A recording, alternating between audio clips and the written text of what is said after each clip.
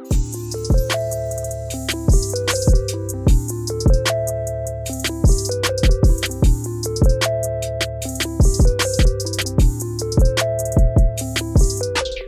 I'm John Arana, and this is Karina San Martin. Hey everybody, what's up? And we are here once again at The Drop. The Drop.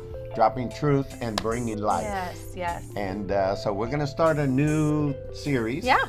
A new conversation, and we're going to talk about some leadership principles that apply to everyone. Men, women, married people, parenting. Yeah. But also these principles are there to protect yourself. Leadership is tough. Yeah. Leadership is a big challenge. Yes. And oftentimes we forget to protect the leader. Yeah. You know, to protect ourselves. Protect ourselves, yeah. And we're so busy doing for other people or leading other people, sometimes we forget to lead ourselves. Yeah, that's so And good. I think these are going to be helpful, especially the climate that we're in. We are in a leadership crisis right now in our nation, and we need some guidance. So we're going to talk a little bit about this. There's a lot of different principles that are very practical. Yeah. And I love how you touched on, you know, one of the most important leadership issues or leadership points is leading yourself. You know, is leading yourself. And because we are stewards, ultimately we're the steward of our own life. We're the steward of us. We're the steward of all of our emotions and decisions. When the rubber meets the road, like, you can blame anyone you want to blame, but ultimately, like, the buck stops with you. And so learning how to lead others is great and super important in any, you know, course of life, but learning how to lead yourself is like even better. I would say that the biggest challenge in my leadership is me. Yeah, right. I mean, I think if most leaders... I'm my biggest challenge. I think if most leaders were honest, they would all have that same exact phrase, you know? Yeah, because a lot of times, like, you know, it's harder to pause and address your own things than... you know, to pause and address somebody else's thing. Because it takes a lot of, I think it takes a lot of maturity to be able to do that. To stop and say, what about me? Self-awareness. You know, self-awareness or what have I contributed to blank? You know, because if I'm involved, then I contributed something, you know, at some point. I think sometimes it's hard for us to see us. Yeah. You know? Oh yeah. I think for sure, you know, but so I do think that these truths, that these principles will help you with your personal, you know, relationship with yourself, with relationships with your family, especially if you're a parent. A parent is constantly leading, no matter what. Even when you're doing a terrible job, you're leading. When you're doing a great job, you're leading. Even like, if you don't think you're a leader, you're a leader. Your leadership does not halt just because you have a bad day, you know, and so it'll help you at work, you know, even if you're not in like that leadership role, like manager or boss, like, you know, you have to lead yourself, you know, or you still set example for coworkers. That's a form of leading also. So this is going to be so helpful, I think, in a lot of different levels. I think it'll help a lot. Yeah. The first principle is play to your strength. Yes. Oh, that's a good one. And this is something that, boy, especially in Christianity, we want to fix people so much. We are so focused on fixing people, you know, because we think that Christianity is about fixing people, and it's not. But it's not. But great leaders play to their strength. Yeah, that's They focus on what is it that they're gifted to do. And then they develop that, you know. But when you play to your strength, there's a little formula that I learned from John Maxwell. He calls it the 70-25-5 principle. 70-25-5. And basically, 70% of your time should be spent in the area of your strength. Developing. 70%. That's good. Yeah. 25% of your time should be spent in an area you want to improve. That's good. And then 5% of your time should be spent in the area of your weakness. That's really good. And think about most people are like, man, I gotta really work on this weakness. I gotta work on this weakness. Which I mean, honestly, could be very discouraging sometimes, you know, because everybody has their own strengths. And you know, as I was kind of looking and prepping for today, for this topic, I thought about when I played volleyball. Yeah. And if you know me personally, you know that I'm on the short side of things. You know, I'm like 5'2.5". I always tell people that half because for some reason it makes a difference, right? Is that with heels or without heels? That's flat foot. Flat foot, okay. 5'5". 5'2.5". Okay. And anyways, so in volleyball, like you kind of need height to do certain things, to block, to spike, you know, to at least some height. You know, of course. You can work on your jump and blah blah blah. Yeah. But basically, my point is that when I was playing volleyball, I started to see my strengths. And I'm sure you saw them too. And you probably saw them from the beginning, like, this girl's short. She's not going to be a hitter. She's not going to be a blocker, okay? Literally, like, can't even go over the net, like, at all. But so I started. But you had your strength. I had my strength. And I had a really good serve, and I was a very good setter. I became a very good setter. Yeah. And so I focused on those things with you. And, of course, then my coach noticed those things. Yeah.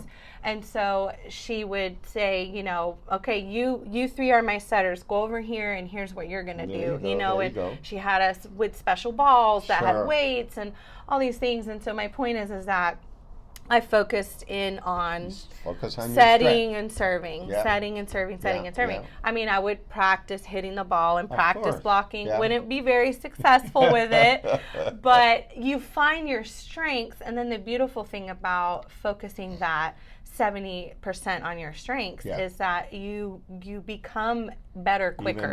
Even because better. It's already a strength. Quicker, And then especially in like a family unit or a work unit, like that's your strength, a part of the big team picture. Exactly. And it's like in a volleyball team, like you need a good setter. Absolutely. And you need good serves. You know, and so you shine in your area that you're strong in, and that is like, I think also a part of the giftings that God births you with. Put in you, you know. So, and that's why, you know, you don't want to be the jack of all trades and the master of none. none. Oh, you used to tell me that all the time as a kid, all the time. You pick something and stick with it, you know.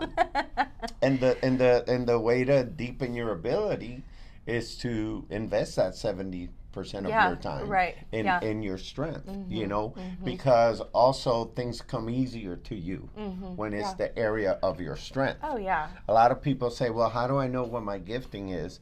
I said, well, first of all, you have to try different things. Yeah, you have to try stuff. And you have to explore. Right. But then you have to start being aware of what comes easy to me. You know, what can I do easily that most people would have a hard time with? Right, yeah. You know, then you start honing in on the area of your gift. And there's different ways of taking some psychological assessments and different things like that. There's spiritual giftings tests. There's all kinds of things to help guide you or just bring enlightenment to like, oh, wow, like, yeah, I do love to do that. I am good at that. You know, I get so filled up when I blank, I get pumped up, charged. Yeah. And a lot of people are not aware of what their giftings are. And that's why, you know, at our church, we try to give spiritual giftings to everybody. That's a priority, during the growth track. You know, one of the things that is sad that people try to be good at everything. Yeah, right. And imagine if you think you're good at everything, you don't need a team. Oh, yeah. And not only do you not need a team, but you're not going to do well in every area because nobody is good at everything. Yeah. And so the beautiful thing about this is that even in the biological family, you know, we have different members of the family that have different giftings. That's true. And it's important to learn to bring that out. Right. And say, hey, you like to organize. How would you organize this? How would you have us organize? You know, or you like to cook, or what you think would be a unique meal. You know, and then it makes everyone feel that we're a part of it. But But above things, what we're talking about is how to protect yourself. You know, don't live a life of disappointment trying to make your weakness your strength. Become your strength. Because it's not. Right. Yeah. And I think being able to recognize that is like recognize your strengths and your weaknesses. Yeah. Is like the first step to being able to play to your strengths. Absolutely. And being able to establish what your strengths are and develop your strengths and spend that time, you know, really fine tuning that side of you or that craft that you have. Because you have that strength for a reason. You know, you have it for a purpose. It's been, and your strength is different than the person next to you for a reason. You know, I would even say that your gift determines your destiny. Oh yeah. Your gift determines your career. Your gift determines your ministry. Your gift determines what your contribution can be to this world. You know, because in Deuteronomy, it talks about, it's either Deuteronomy or Exodus, it talks about that God gave wisdom to certain people, and with that wisdom came that gift. And then when he asked Moses to build a temple, he said, I want you to select the guy that I've gifted with wisdom to work on jewelry, and I want him to do the jewelry for the temple. I want that guy that knows how to work on metal that I've gifted him. And so your gift determines what you should be doing in life. A lot of times, I mean, I think that's the ideal. That's the ideal, you know, of course. I don't think everyone always lands there, unfortunately, but it's never too late. You know, it's never too late even to find things to do on the side, you know, or whatever. But I think it is super important to not only recognize your own strengths, you know, for yourself, but I think that helps you recognize, like, in the people around you, what their strengths are too, you know. And again, like in the context of a family or a workplace, is finding those strengths of the people around you. Like in our house, we have a couple of our kids that have certain obvious strengths, and so we try to give them space to utilize that for the family. You know, with the family, like Evie is very big on being on time. She's like, and so she's like our timekeeper. You know, when we said, okay, we're leaving at this time, God bless her. you know, I know, and she's always like, we're gonna be late, we're always late, and she likes to be early, which I love, you know. And so she's like, we gotta leave at this time, and and so when we're going somewhere really important, I tell her, like, give us a 10-minute time, like 10 minutes, you know, 5 minutes, you know. She's the timekeeper. She's our timekeeper. And then we have Grace, who loves to organize and plan things. Loves to organize and plan things. So anytime we're planning something, I always pull her in, and I'm like, hey, what do you think about this? You know, Or sometimes I'll be like, hey, can you organize the pantry for me, or organize? And she's like, ooh, yeah, you know. I love it. And so, you know, and then that's also helping them recognize their strengths. And it also makes them feel good about themselves. And teaching them, hey, let yourself shine in your strength. Exactly. You know, give it attention. Focus on that. Yeah, exactly. Focus on that. Yeah. Well, one example here that when I read this and learned about this a while ago, I said, okay, this is how I'm going to work on me. That's good. I said, I'm going to put 70% of my strength becoming a better communicator, you know, conveying concepts and principles. And I'm going to do that by continuing my training with John Maxwell in the communication track. That's awesome. So I've been doing that, you know, and my delivery and my teaching has changed. I think it's gotten better. And then I said, I'm going to use 25% of my time to improve in my leadership, okay? To understand better corporate culture, the identity of an organization, to convey the values and make that more clear in our church. And so I've been working on that. That's a never-ending process. Yeah. And then 5% of my time in my weakness, which is impatient, and I could be emotional, explosive. So I said I need to cultivate a spiritual fruit of the spirit of being patient, and gentle and kind. Oh my gosh, that's so funny. That's really good, though. I think we can all take this concept of giving 70% of your time to your strength. Yeah. 25% of your time in areas you want to improve, and the 5% of your time to develop areas of weakness or help in those areas. And I think that's like such a good model to start that process of self improvement or self-evaluation to leading yourself. Then you learn to work from your strength. Exactly. Yeah. And that's more encouraging than trying to always drag yourself. Always focus on what am I not good at? What am I not good at? What am I? Yeah, and that's definitely a mentality that will just kind of like suck life out of you, to be honest, And so I think like going throughout the week, take time to take this principle, the 70-25-5 principle, and ask yourself those things and journal about it. And you might need a couple of journal sessions to like be like, what am I good at naturally? What brings me natural joy? What when I'm doing blank, I feel like I'm in my zone. Like those are good questions to start developing the concept of what are my strengths. If you're married, ask your spouse. Because they're the ones who live with you all the time, and sometimes they see things before we do. Right, they see things in us maybe that to us are just everyday stuff, but they're like, no, you're really good at blank, and then start developing those things, spending time on that. And this is a way to grow, to lead yourself, and help. And that's how you help yourself. Exactly. And that's how you also protect your leadership, whether it is the father or mother or a leader in some official capacity.